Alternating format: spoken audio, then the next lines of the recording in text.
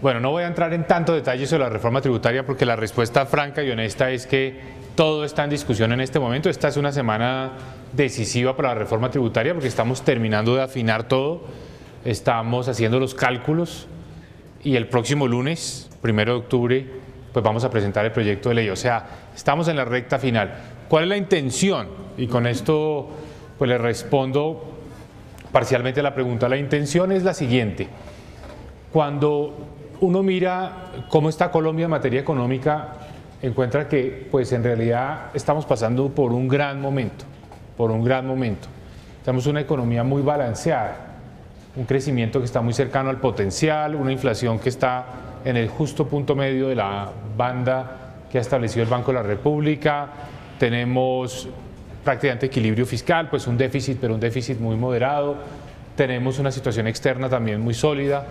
Entonces, una economía muy balanceada, con una excepción, y una gran excepción, que es la situación del empleo en Colombia, del mercado laboral. El dato que a mí más me impresiona, esta es el aplicativo para la tasa de crecimiento, la gráfica para la tasa de crecimiento. Como ustedes ven, pues Colombia está en el mismo color que el resto de América Latina, o sea que está relativamente bien. Pero voy a escoger una variable que es la tasa de desempleo. Y fíjense que Colombia es el país que aparece con un color diferente, es el país diferente en materia de tasa de desempleo. ¿Por qué? Porque tiene la tasa de desempleo más alta de todo este continente. Pues hay que entender las causas. Y la verdad es que en Colombia tenemos un problema serio de generación de empleo formal, porque es muy costoso generar empleo. Una persona que devenga un salario de 100 le cuesta al empleador 158 pesos, para ser exactos, porque están 9 puntos de parafiscales, 8,5 puntos de aporte a la salud, casi 12 puntos de aporte a pensiones, primas, cesantías, y eso va sumando hasta llegar a 58 pesos. O sea, el trabajador recibe un salario de 100, el empresario tiene que desembolsar 158. Entonces nosotros a lo largo de los años hemos recargado en exceso la nómina como fuente de generación de ingresos fiscales. Yo creo que eso no nos ha funcionado bien, eso no ha sido una buena apuesta. Entonces tenemos que rebalancear las cargas y poner más el énfasis en los impuestos a la renta. ¿Por qué? Porque tenemos muchas inequidades en los impuestos a la renta. Muy pocas personas naturales pagando impuesto de renta, pagando tarifas muy bajas. Y también, en el caso de las personas jurídicas, pues es mucho mejor gravar la renta, donde gravamos, por ejemplo, a las empresas mineroenergéticas, que gravar a la nómina, donde las empresas mineroenergéticas pagan muy poco porque no tienen casi mano de obra, son intensivas en capital.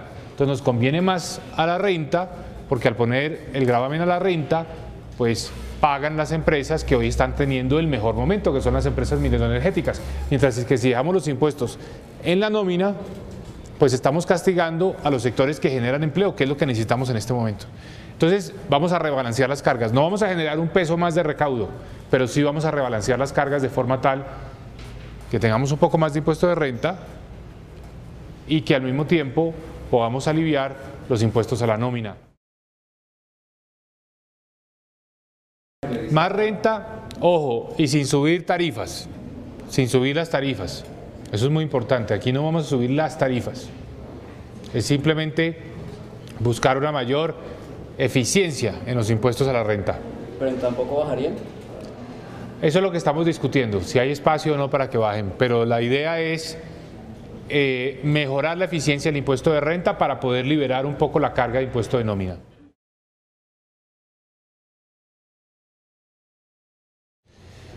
No vamos tanto por esa poda que usted muy acertadamente llama de exenciones y beneficios, porque eso sería entrar en una pelea innecesaria con todos los que defienden las cuentas AFCs, las pensiones voluntarias, la deducción de intereses por cuenta de los créditos hipotecarios. Eso sería abrir unas peleas que a mi modo de ver son inútiles. Lo que tenemos que hacer es que la gente aproveche todos los beneficios que da la ley, pero que como mínimo pague un monto. Es decir, yo puedo tener cuenta de FC, puedo tener cuenta de pensiones voluntarias, puedo tener deuda hipotecaria, deducción de salud, deducción de hijos, lo que quiera, pero al final del día no puedo quedar en la situación en la que estamos hoy en día, y es que colombianos con salarios o ingresos mensuales de 30 o 40 millones de pesos pagan una tarifa efectiva del 5%. Entonces, ¿qué es lo que pretende esta reforma? Decirles, mire, aproveche todos los beneficios, pero como mínimo, págueme el 10 o el 15% de su ingreso. ¿Por qué? Porque estamos en una situación muy inequitativa. Las personas de ingresos muy altos están con tarifas efectivas del 5%, que son las mismas tarifas que tienen personas de ingresos muy bajos, de ingresos, digamos, de 5, 4, 3 millones de pesos. Entonces eso no puede ser, no hay ninguna progresividad en la práctica en nuestro impuesto de renta a las personas naturales. Yo creo que es un acto de responsabilidad de los colombianos de ingresos altos, y hablemos de los individuos de ingresos altos, que tengan unas tarifas efectivas un poco más altas.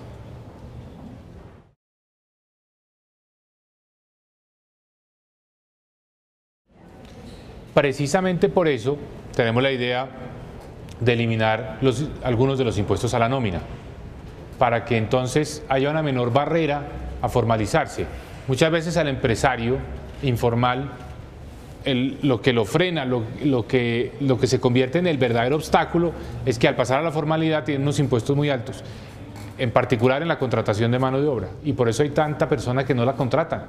Le hacen, digamos, le pagan diariamente un jornal, pero no está en la nómina, porque es la forma de evadir el impuesto a la nómina. Entonces, el mejor apoyo que le podemos dar a la formalización es bajando esa barrera. Nosotros pusimos la cota muy alta para entrar a la formalidad. Tenemos que bajarla un poquito para que más empresarios pasen, puedan dar ese salto hacia la formalidad. La reducción de impuestos a la nómina es un paso en esa dirección.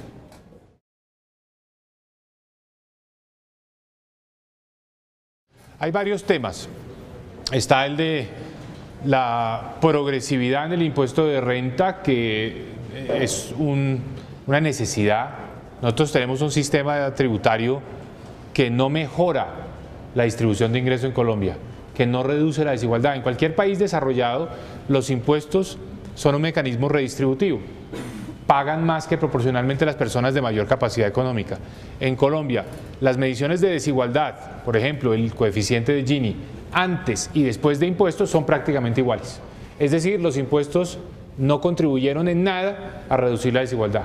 En un país desarrollado, una es la desigualdad antes de impuestos y otra es la desigualdad después de impuestos. Baja mucho el coeficiente de Gini después de impuestos. ¿Por qué? Porque pagaron más las personas de más ingresos.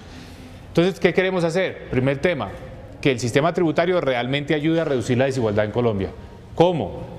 Haciendo que los colombianos de mayor capacidad económica paguen proporcionalmente más. No como pasa hoy, que los colombianos de mayor capacidad económica pagan, en el mejor de los casos, lo mismo proporcionalmente que los colombianos de bajos ingresos. Punto número 2, reducir los impuestos a la nómina para facilitar la formalización. También tenemos que procurar tener un sistema para el IVA que sea más transparente, que sea más simple, donde las devoluciones sean más fáciles. Eso se logra reduciendo la dispersión tarifaria. Aquí se ha hablado mucho de la dispersión tarifaria, que tenemos 5 o 6 tarifas diferentes del IVA. Tenemos que reducirlo a 3. Eso sí, que quede muy claro, que no va a haber IVA a la canasta básica. No vamos a gravar la canasta básica, los alimentos, los medicamentos, en fin, no se va a gravar con IVA. Ese es otro elemento que vendría en la reforma tributaria. Y algo muy importante que tampoco vamos a hacer, que se mencionó en un momento, gravar a los dividendos. Nosotros no pensamos que esa sea una buena idea, no queremos gravar a los dividendos. ¿Por qué? Porque hoy tenemos cientos de miles de colombianos que son accionistas de empresas, que reciben dividendos y que reciben dividendos de empresas que ya pagaron impuestos de renta antes de repartir dividendos. Entonces eso sería volver a la época de la doble tributación. A nosotros no nos parece una buena idea gravar a los dividendos. La gasolina hoy tiene 3 impuestos. El impuesto global, el impuesto, el IVA y la sobretasa. Esos 3 impuestos sumados dan más o menos 2.300 pesos por galón. O sea, los colombianos cuando compramos un galón de gasolina de 8.800 pesos, 2.300 equivalen a impuestos, que se reparten los 2.300 más o menos en partes iguales entre lo que va para la nación y lo que va para los departamentos y municipios, 1.150 pesos cada uno. Cuando hablamos de que en Colombia la gasolina es costosa, pues estamos haciendo una alusión indirectamente al tema de que los impuestos son altos. ¿Qué podemos hacer en la reforma tributaria? Podemos tratar primero de mejorar la estructura de estos tres impuestos y convertirlos en dos, uno para la nación y otro para los entes territoriales, definidos en pesos, es decir, 1.100 pesos o 1.000 pesos, lo que sea, pero que no aumente si aumenta el precio internacional, sino que sean un impuesto fijo en pesos que se ajusta año a año en función de la inflación solamente. Dos impuestos, pasar de 3 a 2. La nación puede hacer alguna concesión en lo que está recaudando, pero los departamentos y municipios no, porque los departamentos y municipios tienen una situación fiscal muy frágil y quitarles ingresos sería ponerlos en aprietos. Entonces todo lo que podemos hacer es con los 1.150 pesos de impuestos nacionales buscar algún alivio. Ese alivio no va a ser muy grande. Entonces yo diría, puede haber algún avance en esa dirección, pero no va a ser particularmente, digamos, es mucho más importante para el país que se produzca un alivio en un tema tan estructural como la contratación de mano de obra que en los precios a los combustibles. ¿Por qué? Porque en la contratación de mano de obra es donde nos jugamos las posibilidades de ingreso para millones de hogares, donde nos jugamos las posibilidades de mejorar la distribución de ingresos en nuestro país, donde podemos irrigar más el bienestar. Realmente lo que saca a las familias de la pobreza es el empleo, no es tanto los programas de apoyo asistencialistas, es el empleo. Entonces tenemos que poner todo el foco en la generación de empleo. No quiero decir que no vayamos a dar algún alivio en materia de impuestos a la gasolina, pero ahí no es donde están las grandes apuestas. La gran apuesta de esta reforma tributaria está hacia la generación de empleo. La República, el origen de los negocios.